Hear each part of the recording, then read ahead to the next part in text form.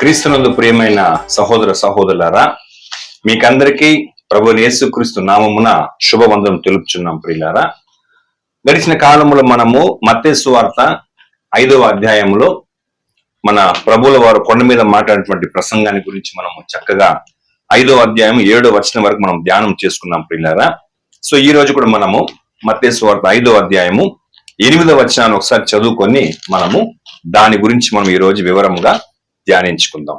5వ అధ్యాయం 8వ వచనం. హృదయ శుద్ధి గలవారు ధన్యులు, వారు దేవుని చూచెదరు. ఓకే అండి, ఎంత చాలా చక్కటి విషయాన్ని ప్రభులు వారు చెప్తున్నారు. యాక్చువల్లీ యొక్క పరలోకం ఈ కొండ మీద ప్రసంగములు మనం గమనించినప్పుడు ఏ ఒక్క మెసేజ్ ని యేసుక్రీస్తు వారు ఇస్తున్నారంటే, ఎవరైతే పరలోకమునకు వెళ్ళగలరో, ఆ రాజ్యములో ప్రవేశించేదానికి గల అర్హతను సంపాదించే దానికి కొన్ని గుణ లక్షణముల గురించి ఆయన చక్కగా వివరించని మనం చెప్తున్నాం. అందులో ఇది చాలా ముఖ్యమైనటువంటి ఒక స్ట్రాంగ్ పాయింట్, ఒక బలమైనటువంటి ఒక విషయం ప్రియులారా. ఏమంటే, హృదయ శుద్ధి గలవారు ధన్యులు, వారు దేవుని చూచెదరు. అంటే ఒక ఇన్నర్ బ్యూటీని, హృదయాన్ని ఎలాగా శుద్ధిగా పెట్టుకోవాలా అనేటువంటి ఒక అంతరంగపు అలంకరణ గురించి ఇక్కడ ప్రభువు వారు చెప్తున్నారు. ఎందుకు అని మనం చూచినప్పుడు, దేవుడు చూచేది హృదయాన్ని దేవుడు చూస్తున్నాడు. ఓకేనా, ఇది ఇక్కడ కాదండి, ఆల్రెడీ దేవుడు ఏం చేశాడు, ఓల్డ్ టెస్టిమెంట్ చక్కగా చెప్పాడు. మొదటి సమూయేలు గ్రంథం 16వ అధ్యాయము 7వ వచనం. అయితే యెహోవా సమూయేలుతో ఈలాగు సెలవిచ్చెను, అతని రూపమును అతని ఎత్తును లక్ష్య పెట్టకుము. మనుషులు లక్ష్య పెట్టు వాటిని యెహోవా లక్ష్య పెట్టడు. నేను అతని త్రోసివేసి ఉన్నాను. మనుషులు పై రూపమును లక్ష్య పెట్టుదురు గాని యెహోవా హృదయమును లక్ష్య పెట్టును. కాబట్టి ఇక్కడ మనము మనుషులు లక్ష్య పెట్టే విధముగా యెహోవా లక్ష్య పెట్టాడు. ఆయన ఒక డిఫరెంట్ టైప్ గా ఏం చేస్తాడు, మనుషుల్ని ఆయన చూస్తాడు, పరిశీలిస్తాడు. ఓకే, ఎందుకంటే చూడండి, అక్కడ ఏ రీతిగా తన మనోభావాన్ని దేవుడు సమూయేలుకి వ్యక్తపరిచాడో, ఇక్కడ యేసుక్రీస్తు అదే రీతిగా ఏం చెప్తున్నాడంటే, ఆయన ఉన్నటువంటి కాలములో ఏమండి, అనేకులు యూదులు గాని, యూద మత పెద్దలు, బోధకులు గాని బాహ్యమైనటువంటి వాటిని శుద్ధీకరించుకునేటువంటి స్థితిలోనే ఎక్కువగా వాళ్ళు ఇంట్రెస్ట్ చూపించారండి. కానీ దానికి డెడ్ ఆపోజిట్ గా యేసు ప్రభుల వారు ఇక్కడ హృదయ శుద్ధిని గురించి మాట్లాడాలని మనం గమనించవచ్చు.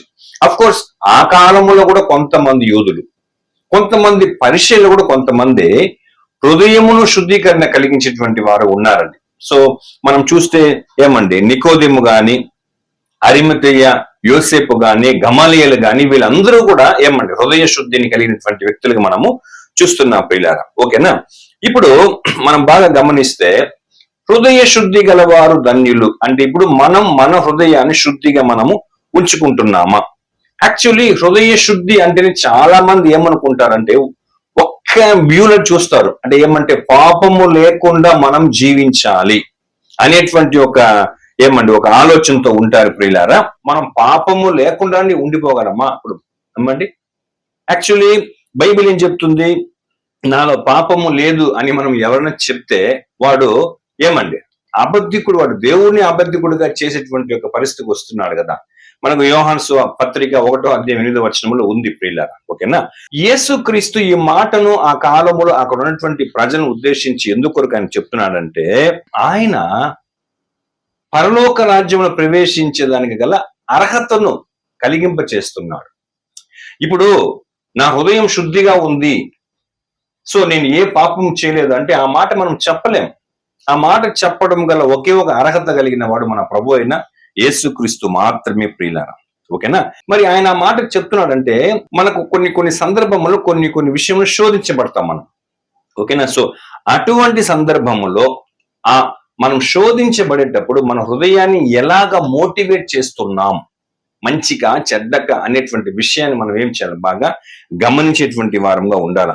ఇప్పుడు హృదయ శుద్ధి గలవారంటే ఒక పాపము లేకుండా ఉండడం మాత్రమే కాదు కానీ ప్రియులారా, ఇంకా అడిషనల్ గా కొన్ని విషయంలో హృదయాన్ని మనము పరిశోధించి దాన్ని శుద్ధీకరణ చేసేదానికి ఉండాలి. చూడండి, ఎగ్జాంపుల్ గా ఒకటి ఏమంటే, కపటము లేనటువంటి వాళ్ళుగా ఉండాలా ఒకటి. రెండవది, వేషధారణ లేకుండా ఉండాల. అంటే లోపల ఒకటి బయట ఒకటి పెట్టుకొని మాట్లాడే విధంగా, ప్రవర్తించే విధంగా ఉండకూడదు. అలాగని కొన్ని సందర్భంలో మనం మంచి నీతి, న్యాయము, కనికరము, మంచి ప్రేమ, మంచి వినయము, ఇవన్నీ కూడా ఒకవేళ అఫ్ కోర్స్ మనలో ఉందనుకోండి, మంచివాడుగా నీతిమంతుడుగా ఉన్నాం అనుకోండి ప్రియులారా, అన్ని విషయము మనకు తెలుసు, ఓకేనా, అలాగా ఒక మంచి ప్లాట్ఫామ్ మనం వెళ్తుంటే కూడా దాన్ని బట్టి మనం ఏం చేయకూడదు ప్రియులారా, నాకు అన్నీ తెలుసు అనేటువంటి యొక్క ఈ మంచి మంచి క్యారెక్టర్ ని బట్టి మనము అతిశయించేటువంటి విధంగా రావడం కూడా, అది కూడా హృదయ శుద్ధికి కలిగినటువంటి ఒక క్యారెక్టర్ అది కానే కాదు ప్రియులారా. ఎందుకంటే ఆ రోజుల్లో ఇలాంటి మైండ్ సెట్ ఉంది పరిచయులకు. ఏమండి సద్దుకేళ్ళు కానీ వాళ్ళు ఎలా ఉంటారండి వాళ్ళు, కొన్ని కొన్ని విషయంలో మేము గొప్పగా, మేము ఉపవాసం ఉంటాము, మేము దశంభాగం సమర్పిస్తాము, ఇలాంతా కొంచెం డిఫరెంట్ గా వాళ్ళు తమను తాము చేసుకోవడం అంతా వాళ్ళ హృదయము సరి అయినటువంటి విధముల వాళ్ళు తమ హృదయాన్ని వాళ్ళు నడుపుకోలేదనే విషయం మనం బాగా గమనించాల, ఓకేనా. ఎందుకంటే ఒకవేళ ఆఫ్ కోర్స్ వాడు మంచివాడుగా, నీతిమంతుడుగా, ప్రేమ గలవాడుగా, వినయము కలిగిన వాడుగా, జ్ఞానం కలిగిన వాడుగా ఉంటే కూడా హృదయంలో దీనిని బట్టి ఏ విధమైన గర్వం పడేదానికి ఏం కాకూడదండి, చోటు ఇవ్వకూడదు. అదిదా ఆత్మీయమైనటువంటి గర్వం అంటారండి ప్రియులారా. అలాంటి వాటికి చోటు ఇస్తే కూడా హృదయం వాడికి శుద్ధిగా లేదని మనము అండర్స్టాండ్ చేసుకోవాలి, ఓకేనా. చూడండి, ఒక మాట చెప్తాడు చూడండి. మొదటి దినవృత్తాంతములు 28వ అధ్యాయము 9వ వచనం.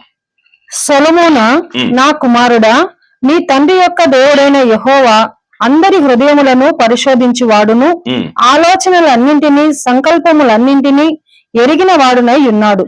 నీవు ఆయనను తెలుసుకొని హృదయపూర్వకముగాను మనఃపూర్వకముగాను ఆయనను సేవించుము. చూసారా, యాక్చువల్లీ ఇదే ఇంకొక వెర్షన్ లో ఎంత బాగుందంటే, తెలుగు స్టడీ బైబిల్లో ప్రియులారా, ఆలోచనలన్నిటిలో దాక్కున్న ఉద్దేశాలన్నిటిని గ్రహిస్తాడు. దేవుని యొక్క స్వభావం, ఆయన యొక్క కెపాసిటీ ఏమని మనం చూస్తే, ఆలోచనలు అన్నిటిలో దాక్కున్న ఉద్దేశాలన్నిటిని దేవుడు ఏం చేస్తాడు ప్రియులారా, గ్రహించేటువంటి వాడు. అప్పుడు ఆ హృదయాన్ని మనం అక్కడ దేని కూడా దాచుకోలేం. మనం మనుషులకి దాచుకోవచ్చు కానీ ప్రియులారా, దేవుని ముందు ఏమి దాచలేమంటే అప్పుడు ఆ హృదయాన్ని అన్ని యాంగిల్లో కరెక్ట్ గా పెట్టుకొని మనం మెయింటైన్ చేసుకుని రావాలి. ముఖ్యంగా శోధించబడేటప్పుడు చాలా కేర్ఫుల్ గా మన హృదయాన్ని మనము మెయింటైన్ చేసే వాళ్ళంగా ఉండాలి ప్రియులారా. ఇంటెన్స్ ని మనం ఏం చేయాలి, చాలా ప్యూర్ గా మనం ఉంచుకోవాలా. ఫర్ ఎగ్జాంపుల్ లిటరల్ గా చూడండి, ఇప్పుడు ఈ హార్ట్ అంటే ఈ గుండెను ప్రియులారా, మనం సరిగ్గా అది ఒకవేళ దాని పనితీరు సరిగా లేదంటే మనిషి చనిపోయేదానికి ఛాన్స్ ఉంది.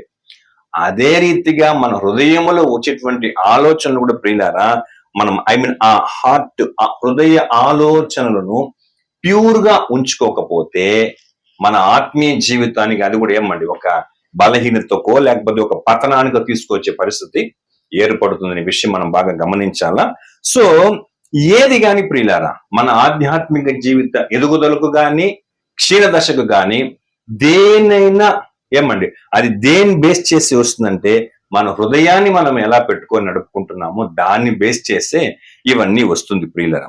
అది కాకుండా దేవుడు ఇప్పుడు అక్కడ దినవృత్తాంతం చదివినట్టు ప్రియులరా, మనం ఏ పని చేసినా కూడా దేవుడు చూస్తూ ఉంటాడు.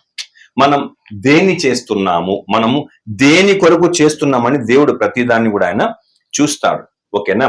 మన హృదయ ఉద్దేశాన్ని అది కరెక్టా రాంగా, దేనిని బట్టి మనం దాన్ని నడుపుతున్నామనే విషయం కూడా ప్రతిదాన్ని దేవుడు చూస్తాడు ప్రియులారా. ఎందుకు అని మనం చూస్తే బేసిక్లీ మన హృదయ ఆలోచన ఎలా ఉంటుందంటే పాపముతో నిండి ఉంటుంది, ఓకేనా. హృదయం అన్నిటికంటే ఎలాంటిదంట, మోసకరం అనేది, అది ఘోరమైన వ్యాధి గలది, ఓకే. నరుని వాడు బాల్య ప్రాయములోనే వాడు ఎలాంటి వాడు ఉన్నాడండి, వాడు హృదయ ఆలోచన చెడినటువంటి విధంగా ఉంది ప్రియులారా, ఓకేనా.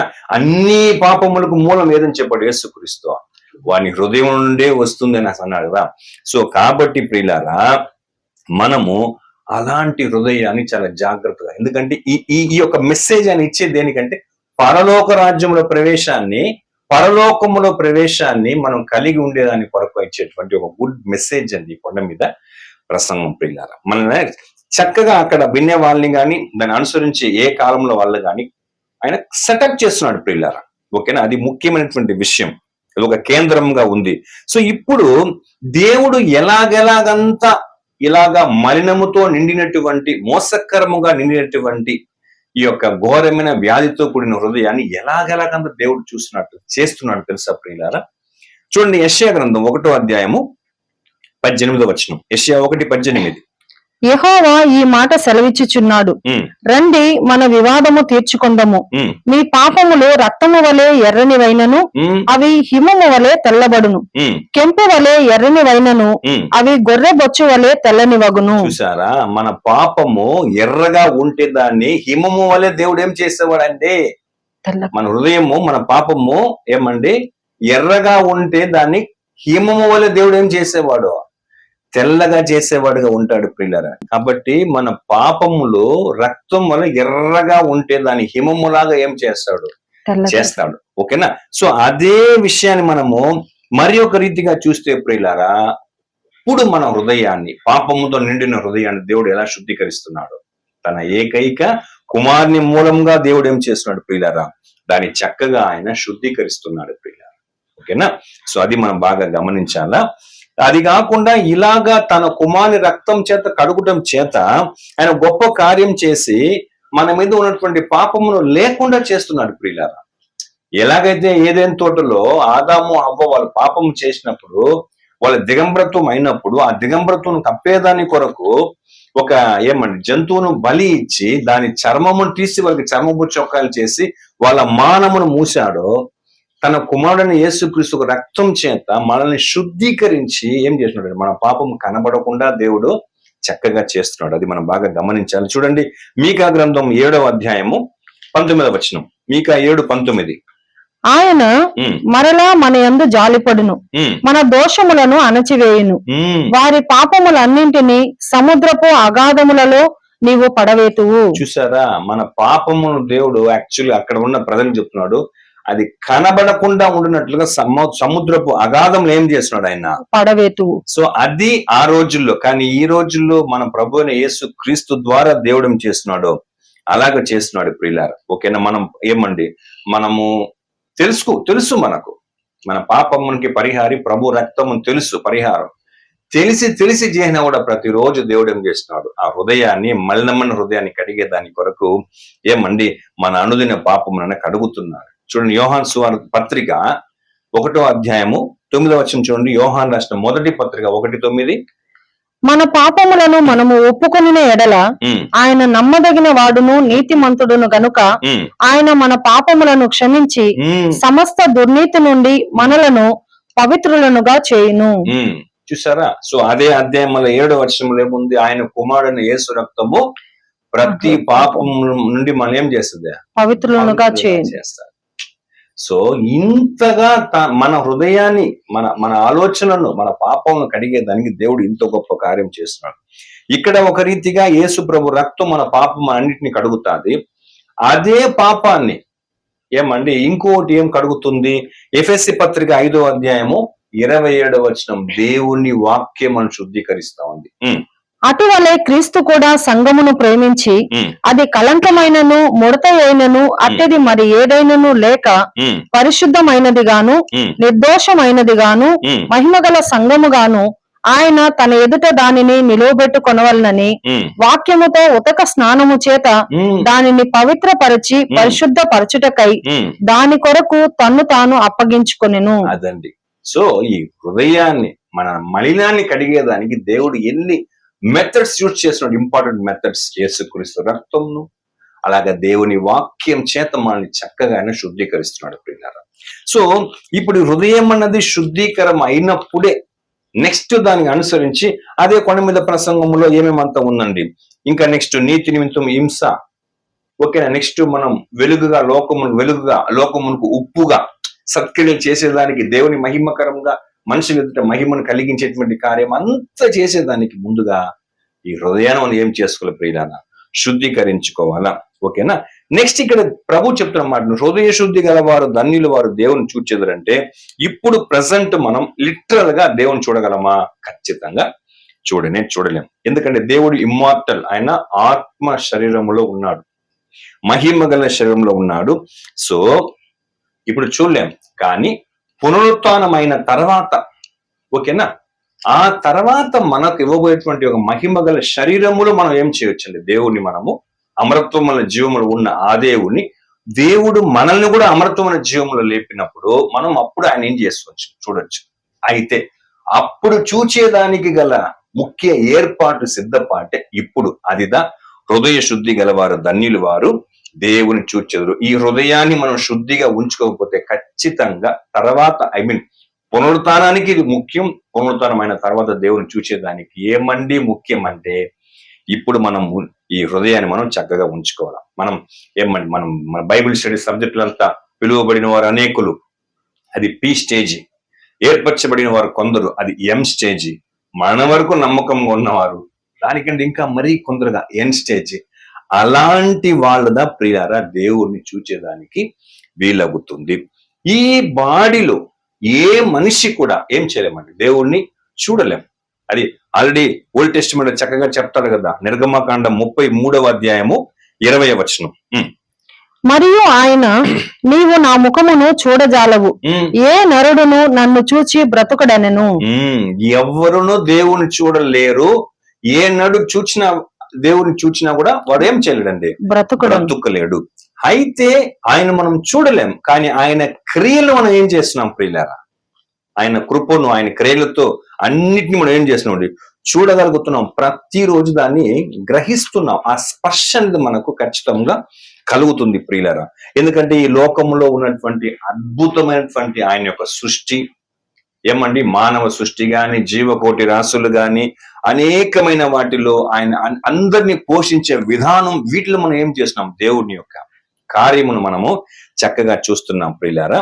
సో దానివల్ల మనకు సంతోషం ఉంది. పేతురు రాసిన మొదటి పత్రిక 1వ అధ్యాయము 8-9 వచనాలు. మీరు ఆయనను చూడకపోయినను ఆయనను ప్రేమించుచున్నారు. ఇప్పుడు ఆయనను కన్నులారా చూడకయే విశ్వసించుచు మీ విశ్వాసమునకు ఫలమును అనగా ఆత్మల రక్షణ పొందుచు చెప్పనశక్యమును మహిమాయుక్తమునైన సంతోషము గలవారై ఆనందించుచున్నారు. చూసారా? సో దేవుణ్ణి మనం చూడలేదు, అయితేను మనము సంతోషిస్తున్నాం. ఎందుకంటే ఇప్పుడు ఇలాంటి సంతోషము చేతనే మనం ఎలాగ సంతోషిస్తున్నాం అంటే మన హృదయము ఆ రీతిగా ప్యూరిటీగా అవడం చేత. మీరు ఆయనను చూడకపోను ఆయనను ప్రేమించుచున్నారు. ఇప్పుడు ఆయనను కన్నులారా చూడకయే విశ్వసించుచు మీ విశ్వాసమునకు ఫలమును అనగా ఆత్మరక్షణను పొందుచు చెప్పనశక్యము కాని మహిమాయుక్తమునైన సంతోషం గలవారు ఏం చేస్తున్నారండి, ఆనందించుచున్నారు. సో ఆ సంతోష ప్రకారంగా చూచేదే ప్రియులారా హృదయంను మనము శుద్ధిగా ఉంచుకోవడం అంటే ఇదొకటి. ఇంకొకటి మనం హృదయ శుద్ధి అని అంటే ఒక పాపం లేకుండా ఉండడం మాత్రమే కాదు, ఇంకా కొన్ని విధంగా హృదయాన్ని మనము మెయింటైన్ చేయాలి. అదేమంటే పూర్ణ హృదయముతో మనం దేవుని ఎదుకు రావడం, అట్ ద సేమ్ టైం ద్విమనస్తత్వముతో మనం ఏం చేయకూడదు, ద్విమనస్కులుగా మనము దేవుని యొద్దకు రాకూడదు. ఓకేనా? చూడండి, కీర్తన గ్రంథం 24వ అధ్యాయము 3-4 వచనాలు. యెహోవా పర్వతమునకు ఎక్కదగిన వాడెవడు, ఆయన పరిశుద్ధ స్థలములో నిలవదగిన వాడెవడు. వ్యర్థమైన దానియందు మనస్సు పెట్టకయు కపటముగా ప్రమాణము చేయకయు నిర్దోషమైన చేతులను శుద్ధమైన హృదయమును కలిగి ఉండువాడే. ఇప్పుడు చూడండి, యాక్చువల్లీ యేసుక్రీస్తు ఎందుకు ఆ కొండ మీద ప్రస్తుతం హృదయం చెప్తున్నాడంటే మనం ఆయన పర్వతం ఆయన రాజ్యానికి చేరగలగాల ప్రియారా. ఇది ఏదో ఒక ఫారిన్ కి ఒక పాస్పోర్ట్ అప్లై చేయడం ద్వారా, ఒక వీసా అప్లై చేయడం ద్వారా, ఒక ఫ్లైట్ టికెట్ తీసుకుని వెళ్ళడం ద్వారా ఈజీ కార్యం కాదండి. ఎంత చక్కగా చెప్తున్నాడు, యెహోవా పర్వతమునకు ఎక్కదగిన వాడెవడు, ఆయన పరిశుద్ధ స్థలములో నిలువదగిన వాడెవడు. వ్యర్థమైన దాని యందు మనస్సు పెట్టకయు కపటముగా ప్రమాణం చేయకయు నిర్దోషమైన చేతులను శుద్ధమైన హృదయము కలిగి ఉండేవాడే. ఆయన దగ్గరికి మనం వెళ్ళాలంటే ఇది చాలా ముఖ్యమైనటువంటి ఒక క్యారెక్టర్. ఓకేనా? అది చక్కగా మనం ఏం చేయాలండి, మెయింటైన్ చేయాలి ప్రియులారా. ఓకేనా? అలాగనే ఇంకొకటి ఏమంటే హృదయ విషయంలో ద్విమనస్కులుగా మనం ఉండకూడదు. యాకోబు రాసిన పత్రిక 4వ అధ్యాయం 8వ వచనము. దేవుని యొద్దకు రండి, ఉమ్, అప్పుడు ఆయన మీ యొద్దకు వచ్చును. ఉమ్, పాపులారా, మీ చేతులను శుభ్రము చేసుకొనుడి. ఉమ్. ద్విమనస్కులారా, మీ హృదయములను పరిశుద్ధపరచుకొనుడి. అదండి, రెండు మనస్సుగా ఉంటే, రెండు ఆలోచనలు, రెండు కోరికలు, రెండు వాటి మీద ఆధారపడే మనస్తత్వం ఉంటే ఏం చేయలేమండి. దేవుని దగ్గర మనం ఖచ్చితంగా మనం స్థిరంగా రాలేం ప్రియులారా. ఓకేనా? అప్పుడు ఏం చేయాలంట? ద్విమనస్కులారా మీ హృదయములను పరిశుద్ధపరచుకొనుడి. హృదయము శుద్ధిగా లేదంటే దాని అర్థం ఏమిటంటే, ఒకటి దేవుని పూర్ణ హృదయంతో ప్రేమించకపోవడం, రెండోది హృదయంలో ఒకటి మించి, దేవుడికి మించి ఎన్నో విషయాలు మనము ప్రాముఖ్యతను ఇవ్వడం అనే విషయం మనం బాగా గమనించాలి ప్రియులారా. సో ఈ రీతిగా మనం ఏం చేయాలి? హృదయాన్ని శుద్ధిపరచుకోవడం ఒకటి, హృదయాన్ని మనము ఏకాగ్రతతో ఒక్కదాని మీదనే మనసు ఉంచుకోవడం చాలా ముఖ్యం. చూడండి, 86వ కీర్తన 11వ వచనం. కీర్తన 86:11 ఏం చెప్తుంది చూడండి. యెహోవా, నేను నీ సత్యమును అనుసరించి నడుచుకొనున్నట్లు నీ మార్గమును నాకు బోధింపుము. నీ నామమునకు భయపడునట్లు నా హృదయమునకు ఏక దృష్టి కలుగజేయుము. దావీదు చాలా ప్రేయర్ చేస్తాడండి, కానీ దీనికి సహాయాన్ని అడుగుతున్నాడు. దేవుని వైపు ఏమంట? ఏక దృష్టి కలిగించే దానికి నీ సహాయం నాకు చెయ్యి. నిజం, ఈ రోజు మనం ఇంతంత దేవుని ఆరాధిస్తూ వాక్యం వింటూ ఎంతంతో చేసినా కూడా ఆయన మనం ఎదురు చూసే ఏక దృష్టి, హృదయమును ఒక్క విషయమునందే కేంద్రీకరించి ద్విమనస్కులుగా ఉండకుండా ఉండేదానికి అది ఎంత కష్టం తెలుసా అండి. బట్ దేవుని సహాయాన్ని దావీదు కోరినట్టు మనం కూడా ఏం చేయండి? కోరేటువంటి వారంగా ఉండాలి ప్రియులారా. ఓకేనా? సో కాబట్టి హృదయ శుద్ధి అంటే పాపము లేకుండా ఉండడం మాత్రమే కాదండి. ఇలాగా ఇంకా అడిషనల్ గా చాలా విధాలుగా మనం ఏం చేయాలి? హృదయాన్ని చాలా శుద్ధి. ఇప్పుడు పాపము చేయకుండా ఉంటూ వాడు ఉన్న మంచికో, నీతికో, న్యాయానికో, ధర్మానికో అన్ని తెలిసిన వ్యక్తిగా ఉంటూ అతిశయపడితే అది దేవునికి ఇష్టమైనటువంటి కార్యము, క్యారెక్టర్ అది కానే కాదు కదా. అది మనం బాగా ఆలోచించాలి. కాబట్టి మన హృదయాన్ని శుద్ధీకరించేది, సో దాన్ని సరైనటువంటి విధంగా మోటివేట్ చేసేది మనము జాగ్రత్త కలగాలి ప్రియులారా. యాక్చువల్లీ ఇక్కడ హృదయ శుద్ధి గల వారు ధన్యులు అంటే దాంట్లో అక్కడ ఆ శుద్ధి అనేటువంటి ఆ గ్రీకు పదం ఏముందంటే కేథరోస్ అనే ఒక గ్రీకు పదం ఉంది. సో దానికి ఏమేమి చెప్తున్నారంటే clean and clear and pure. ఓకేనా? సో ఇన్ని విధాలుగా పెట్టుకోవాలా. క్లీన్ అంటే శుభ్రము, క్లియర్ అంటే ఏమండి? స్పష్టమైన. ఓకేనా? తర్వాత ప్యూర్ అంటే స్వచ్ఛమైన. ఇన్ని విధంగా ఏం చేయాలి? మనము మన హృదయాన్ని ఉంచాలి. అంటే ఇప్పుడు ఒక వస్తువు మంచిది ఉంది, కల్తీది ఉంది. అప్పుడు కల్తీ లేని విధంగా, అలాగే మన హృదయం కూడా కల్తీ లేని విధంగా ఉండాలా. ఓకేనా? తర్వాత ఏమిటి? కల్తీ దేంట్లో అంతా వస్తుందండి. పాలల్లో నీళ్లు కల్తీ, రకరకాల వస్తువుల్లో దానిలో కల్తీ ఉంది కదా. అలా లేకుండా కల్తీ లేని హృదయంగా మన హృదయం ఉండాలా. ఓకేనా? తర్వాత ఈ ధాన్యంలో కళ్ళం అంతా ఏం చేస్తారు? మిక్స్ చేస్తారు కదా. అలాంటివి లేకుండా ఉన్న తర్వాత ఏమండి? కళంకము లేని హృదయముగా ఉండాలా. అందుకే కదా ఎఫెసీ పత్రిక 5:27 పౌలు చెప్తాడు. ఓకేనా? కళంకమైనను అట్టిది మరి ఏదైనా లేకుండా. సో కళంకము లేనిదిగా ఉండాలా, కపటము లేనిది ఉండాలా, రెండోది నేరము లేనిదిగా ఉండాలా, తప్పిదము లేనిదిగా ఉండాలా ప్రియులారా. ఓకేనా? తర్వాత మంచిదిగా ఉండాలా. నెక్స్ట్ మనం చూస్తే స్థిర బుద్ధి కలిగినటువంటి వారంగా ఉండాలా. సో ఇప్పుడు ఒక రకంగా, ఇంకోసారి ఇంకో రకంగా, ఇక్కడ ఒక రకంగా, ఇంకో చోట్ల ఇంకో రకంగా మనం ఉండకూడదు. తర్వాత వేషధారణతో ఉండకూడదు. సో ఇలాంటి మైండ్ సెట్ తో మనం ఏం చేయకూడదు ప్రియులారా? మన హృదయాన్ని మనము మోటివేట్ చేయకూడదు. ఓకేనా? తర్వాత భక్తిపరమైనటువంటి జీవితంలో విభజన లేని విధముగా ఉండాలా, వంచన లేని విధముగా ఉండాలా. ఇవన్నీ కూడా హృదయంలో అదొక రకమైనటువంటి నెగటివ్ కి తీసుకుపోతుంది ప్రియులారా. సో ఇలాగా అంతా ఉండాలనే దేవుడు చూస్తున్నాడు.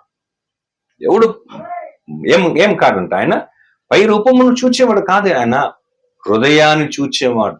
ఏమండి, ఆ రోజుల్లో యెషయా ఇంటికి దేవుడు సమూయేలును పంపించే, సమూయేలు లుకింగ్ కి, దృష్టికేమో మంచి బలాఢ్యులు, ఓకేనా రకంగా ఉన్నాడు. కానీ దేవునికి తన ప్రజలను ఇజ్రాయేలుకు రాజుగా అభిషేకించే వాడికి అవుట్వర్డ్ కాదు చూడాల్సింది, ఇన్నర్. ఓకేనా? సో ఆ అంతరంగం చూడాల. అలాంటప్పుడు ఈ లోకాన్ని 1000 ఏళ్ళు రాజ్య పరిపాలన చేయాలంటే, పరలోకానికి వెళ్ళాలంటే, ఆయన కుమారునితో సింహాసనం అధిష్ఠించి రాజ్య పరిపాలన చేయాలంటే అవుట్వర్డ్ చూస్తాడు దేవుడు. సో అది మనం బాగా గమనించాలి ప్రియులారా. కాబట్టి ఏమండి, మనం ఎలా ఉండాలంటే క్లియర్ అండ్ ప్యూర్. సో మన హృదయాన్ని శుభ్రం, ఓకేనా, పాపం మలినము ఇవన్నీ లేకుండా స్పష్టమైన స్వచ్ఛమైన విధముగా ఉండాలా. పాపం లేని విధముగా, ఏకాగ్రత అంటే ఒక్క విషయమునే అంటిపెట్టే విధంగా ఉండాలా. తర్వాత అదే ద్విమనస్కులుగా మనము ఉండకూడదు. సో ఎందుకంటే టోటలీ బైబిల్ మనం చూస్తే ఈ హృదయమే అన్నిటికంటే ఎలాంటిదంట, మోసకరం. అన్నిటికంటే ఒకటే మనకు డేంజర్ అంటే, అది ఎక్కడో ఉంటే పర్వాలేదే, అది ఎక్కడే ఉంది, మనలోనే ఉంది కదా ప్రియులారా. సో ఇలాంటివంతా పెట్టుకుంటే మనం ఏం చేయలేము, దేవుని రాజ్యంలో ప్రవేశించలేము. కాబట్టి అందుకు చెప్పాలి, ఓకేనా, మీరు ధర్మశాస్త్రం కాదు నేను ఇచ్చేటువంటి నూతన నిబంధనలు మీరు రాబోతున్నారు. కాబట్టి ఇవన్నీ మీరు కరెక్ట్ చేసుకుంటే కానీ నా ద్వారా మీరు ఏం చేయలేరండి, దేవుని దగ్గరికి రాలేరని. దీన్ని కరెక్ట్ గా పడు, దీన్ని బేస్ చేసి మిగతా అనేకమైన కార్యాలు చేసే ఒక అవకాశం. సో మనం మన హృదయాన్ని ఎలా పెట్టుకుంటున్నాం, ఎందుకంటే చూడండి ఇది ఎవరికి తెలియదు, మనం ఎట్లా మెయింటైన్ చేస్తున్నాం ఎవరికి తెలియదు ప్రియులారా. అందుకే ఎప్పుడు కూడా మన హృదయములో కలిగేటువంటి ఆలోచన బేస్ చేసిదా మన సాక్ష్యం ఉంటుంది, ఓకేనా, అనే భయం అన్నది మనం కలిగి ఉండాలి ప్రియులారా. చాలా మందికి మన హృదయం ఏం చెప్తుందో అదే చేసుకుంటూ పోతా ఉంటారు, చాలా తప్పది. దానివల్ల దేవునికి ఏది మన మహిమ ఉండదు, మనకే మంచి సాక్ష్యం ఉండదు, ఓకేనా. సో ఇది ఇప్పుడు ఇది మంచిదిగా ఉంటే డిపెండ్ అవ్వచ్చు, ఇది మంచిది కాదని బైబిల్ చెప్పేటప్పుడు దాన్ని చాలా జాగ్రత్తగా మనం ఏం చేయాలండి, మెయింటైన్ చేయాలి. సో హృదయ శుద్ధి గలవారు ధన్యులు, వారు దేవుని చూచేదంటే ఇప్పుడు లేని భాగ్యం మనం ఇప్పుడు చూడలేం, కానీ తర్వాత రాబోయే కాలం చూడాలంటే ఇప్పుడు దీన్ని మనం ఏం చేయాలా, చక్కగా మనం దాన్ని శుద్ధీకరంగా పెట్టుకోవాలి. అటువంటి మహాకృప దేవుడు మనకందరికి సహాయం చేయను గాక. ప్రియులారా, దేవుని చిత్తం అయితే మరి యొక్క భాగములో మనము ఇంకా ఈ కొండ మీద ప్రసంగంలో ఈ 5వ అధ్యాయంలో మిగిలినటువంటి విషయం అంతా కూడా మనము ధ్యానం చేసుకుందాం. ఎంతో ఓపికతో ఈ యొక్క కార్యక్రమాన్ని వీక్షించిన మీకు అందరికీ ప్రభువు నామమున వందనములు.